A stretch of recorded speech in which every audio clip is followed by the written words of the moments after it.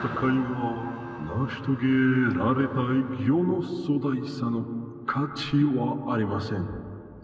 それが価値を決定するために私たちが戦ったものです。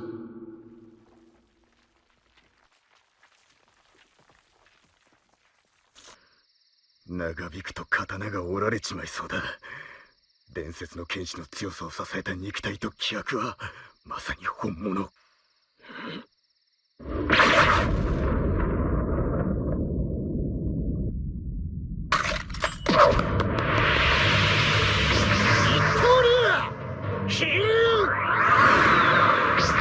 ナウタ三丈。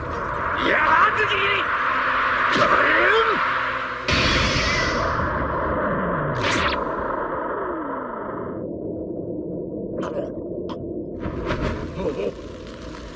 切り口が発火。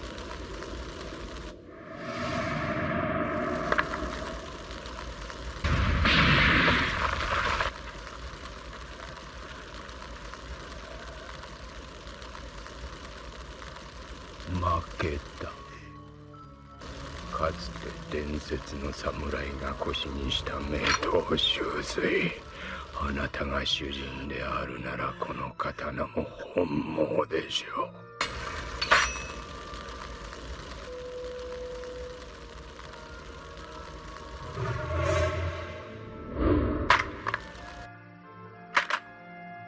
お前が生きた時代に会いたかったよ。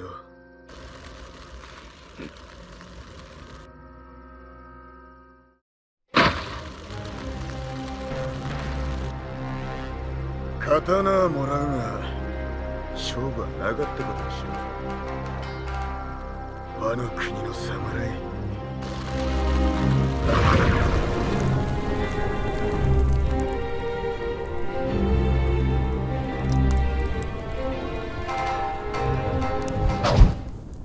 Ryuma a été vu pour la première fois à Thriller Bark lorsque Nami, Usopp et Chopper sont entrés dans la salle de réanimation du docteur Hawkback. Il a mis hors d'état de nuire les 3 Mugiwara en un seul coup d'épée. Hawkback a expliqué ensuite que Ryuma était réanimé avec une chair spéciale qui le rendait nettement supérieur aux autres zombies. Cependant, il n'obéissait pas entièrement à Hawkback, ainsi qu'à Absalom. Brook avait affronté à plusieurs reprises le zombie en duel, mais à chaque fois, le combat se soldait par une victoire de ce dernier. On entendra parler de lui à plusieurs reprises par la suite. Comme lorsque Kinemon vit le Shushui à la taille de Zoro, ou bien encore à Wano Kuni, lors de l'affrontement contre Gyukimaru sur le pont des Malandrins. Celui-ci affirma que Ryuma était vénéré comme étant le dieu des lames. Qu'en est-il de son passé? D'où vient son titre de Dieu des lames? Et quel est son lien avec le pays des Wa? Retraçons ensemble toute l'histoire de Ryuma, en partant de plus de 800 ans dans le passé, jusqu'à aujourd'hui, l'âge d'or de la piraterie.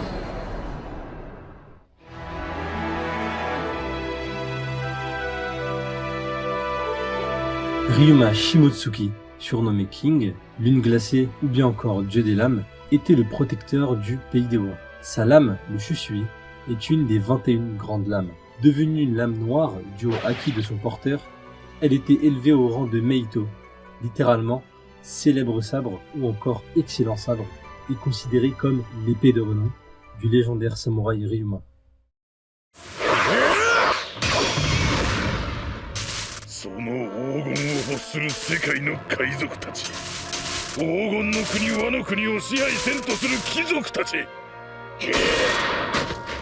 そんな海外からの並みいる敵にでききたる強さを見せつけ、和の国に侍ありと言わしめた男、その男こそ龍馬なのだ。龍馬は多くの剣豪伝説を残した。その一つが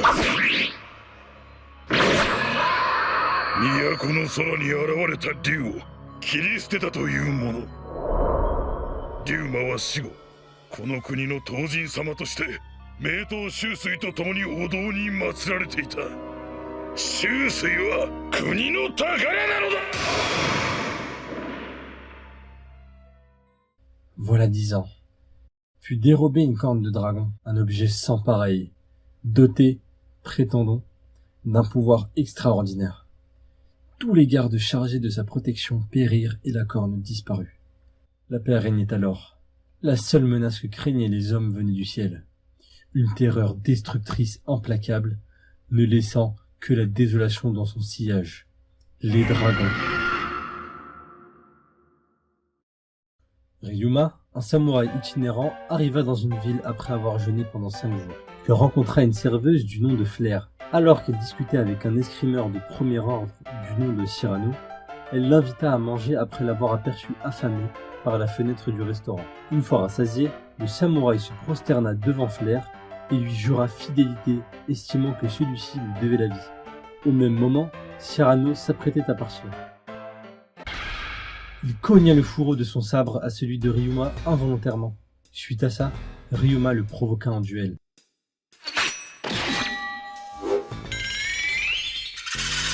Le samouraï perdit face à l'escrimeur. Mais Ryuma ne s'arrêtait pas là et demanda une revanche. Cependant, Flair ordonna de mettre fin au combat et leur affrontement prit fin.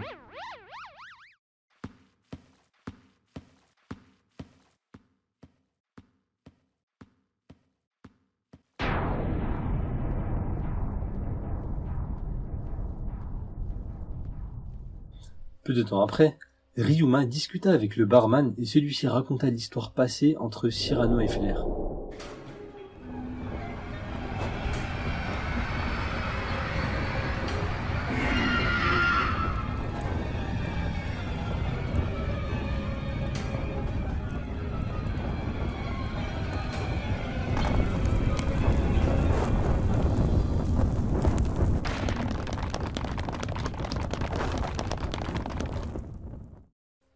En sortant du bar, le samouraï percuta de son fourreau celui d'un autre.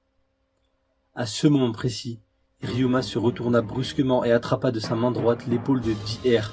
et lui ordonna de s'arrêter. Pris de panique, J.R. se mit à crier et demanda au samouraï de le lâcher. D'un coup, il hurla de douleur. Celui-ci fut poignardé dans le ventre sans même que Ryuma eût le temps de bouger. J.R. sortit une corne. La ville entière se mit à réprimander le samouraï, essayant tant bien que mal d'expliquer qu'il était innocent, mais en vain. Flair arriva et... Elle le gifla et prit part à l'altercation pour à son tour enguirlander Ryuma, qui continua de se dédouaner. Débarquant de nulle part, Cyrano proposa d'affronter le dragon en héros. Flair s'opposa à sa décision, mais rien n'y fait. L'escrimeur décida quand même de se sacrifier.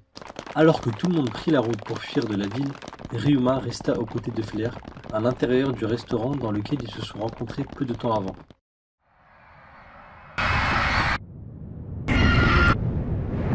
La serveuse se leva d'un coup sous la stupeur de Ryuma qui la suivit. Son objectif fut clairement d'arrêter Cyrano dans son sacrifice. Ryuma expliqua que c'était peine perdue. Elle s'arrêta, se retourna vers Ryuma et hurla face à lui que Cyrano allait se sacrifier à sa place et... Ryuma ordonna à Flair de fuir immédiatement de la ville sans se retourner. Elle se retourna et vit une scène horrible. Cyrano et J.R. face à face, riant à gorge déployée. Flair resta figé. Ryuma la prit par le bras pour la cacher et ils écoutèrent la discussion des deux individus. Les deux escrimeurs furent en fait de véritables monstres. Leur but étant de voler les richesses de la ville en appelant un dragon et faire fuir tous les habitants. 7 ans auparavant, les responsables de l'attaque dans la ville de Flair furent ces deux-là. Tandis que l'un eut soufflé dans la corne, l'autre se fit passer pour un héros. Ce dernier fit le véritable meurtrier des parents de la jeune fille. Après avoir entendu ça, Flair s'excusa auprès de Ryuma, bel et bien innocent. Elle monta sans une plainte dans son logement.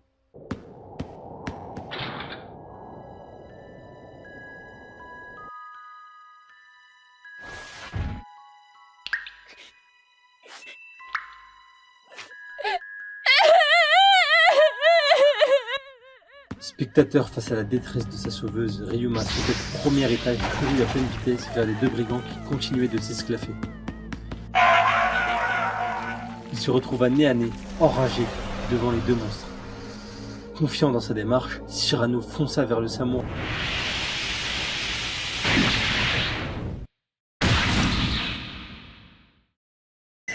En un seul coup de katana, le samouraï avait éliminé Cyrano, connu comme étant aussi fort que le légendaire King. Stupéfait devant la scène, Di-Er menaça Ryuma de souffler dans la véritable corne de dragon, proclamant que la précédente était une imitation.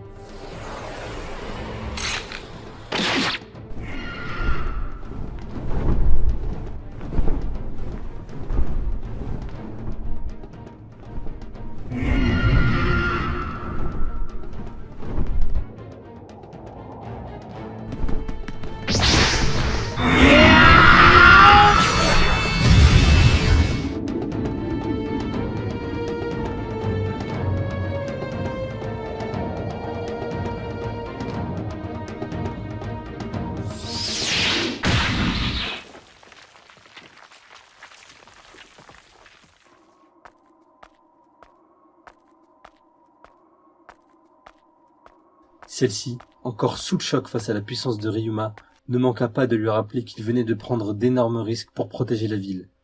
Et qu'étonnamment, personne n'a jamais entendu parler de lui. Il termina par une citation à la grandeur de sa personne. 戦いは成し遂げられたい世の壮大さの価値はありません。それが価値を決定するために私たちが戦ったものです。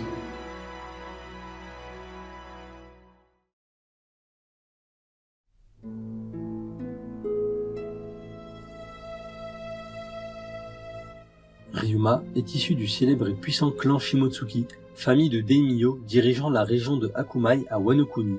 Il mourra alors à 47 ans et sera enterré à Ringo, là où se trouvent les dites tombes éternelles. Son sabre, le Shusui, sera planté en guise de pierre tombale, qui deviendra le trésor national du pays de l'harmonie. Plusieurs siècles passèrent jusqu'à ce que le daimyo de Akumai devint Ushimaru Shimotsuki, un épéiste accompli toujours accompagné d'un renard. Malgré l'interdiction de quitter le pays, un navire s'en alla par l'unique port d'Akumai avec à son bord Kozaburo Shimotsuki, forgeron ayant réalisé 2 lames, Enma et Wado Ichimonji. Il n'emporta que la seconde lame avec lui et partit vers East Blue, mer où il fondera le village de Shimotsuki, signifiant l'uni glacé. 30 ans plus tard, à Wano Kuni, la famille Shimotsuki sera exterminée par Orochi, héritier de la famille Kurozumi, ainsi que par Kaido. La même année, Ushimaru Shimotsuki, daimyo de Ringo, mourra, mais son fidèle renard, Onimaru, survivra, devenant le protecteur des tombes éternelles à Ringo. Plusieurs années plus tard, le village Shimotsuki verra naître un enfant portant le nom de Roronoa Zoro. Dans son enfance, il fut entraîné au dojo de Ichin, dont le maître était Koshiro Shimotsuki, celui qui le formera dans sa jeunesse. Il eut également l'occasion d'affronter sa fille, Kuina Shimotsuki, durant 2000 combats, mais en sortira toujours perdant. En parallèle, il rencontrera aussi le grand-père de Kuina et père de Koshiro, Kozaburo Shimotsuki. Ce dernier apprendra à Zoro une dite formule magique pour se donner du courage, qui était en fait un cri utilisé par les guerriers de Wano Kuni, prêts à abandonner toute raison et à accepter la mort. Roronoa Zoro affrontera Kuina Shimotsuki pour la 2001e fois et encore une fois perdra face à elle. Les 2 jeunes élèves se firent une promesse sous la pleine lune de Shimotsuki, celle de devenir le meilleur sabreur au monde. 体力をつけるんだ。刀をいっぱい持っても平気なように。2本でダメなら3本だって。ん？どうしたんだお前ら。クイナが死んだ。Kuina mourut à l'âge de 11 ans, mais sa volonté, elle, continuera de vivre à travers le Wado Ichimonji, qui sera légué en main propre à Zoro par son maître. À ses 19 ans, Zoro affrontera le cadavre réanimé de Ryuma à Thriller Bark, sur le navire du corsaire Gekko Moria qui, 21 ans auparavant, était allé à Wano Kuni pour dérober le cadavre du dieu des lames. Parfaitement conservé grâce à la neige de Ringo, il l'utilisait à ses fins grâce à l'aide du docteur Hogback qui avait réanimé le samouraï, mort depuis plus de 800 ans. Ce dernier était jugé comme supérieur aux autres zombies car réanimé avec de la chair spéciale ainsi qu'avec l'ombre de Brook grâce aux fruits du corsaire Moria. Ce qui avait pour effet de lui procurer la même personnalité ainsi que les mêmes techniques de combat. Cependant, il n'obéissait pas entièrement à Hogback ainsi qu'à Absalom, le commandant des zombies de Thriller Bark. À la fin de leur affrontement, le samouraï perdit face au tigre aux ailes de dragon. La lune glacée offrit sa bénédiction à travers son katana qu'il céda à celui qui l'avait vaincu, porteur du sabre de renom, ainsi que de la volonté de Queen.